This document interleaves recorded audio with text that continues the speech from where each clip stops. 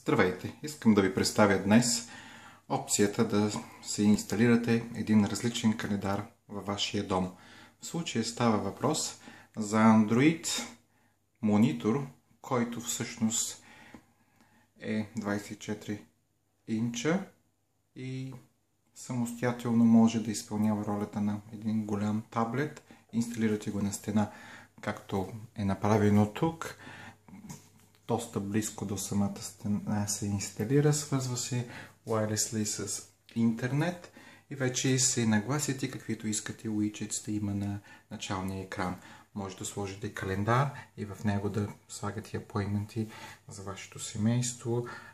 Таблета може да пишете с пръст на него и се добавяте различни събития, различни неща. Също така може да инсталирате widgets, които да показват времето в района, където живеете. В случая този widget не работи, защото съм скрил локацията си. Така също по BBC слагате последните новини, които се случват. Избрал съм аз за Entertainment и въобще новините от UK. Имате опции за слушате радио. В случая може да слагате българско радио, каквото си желаете, и да слушате българска музика.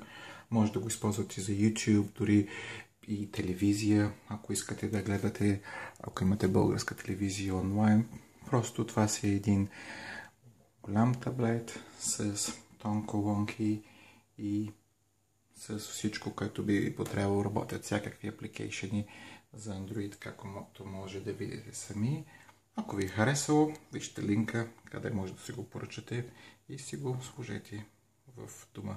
В нашия случай той е в самата кухня, но може и в хол, коридор или някъде друг.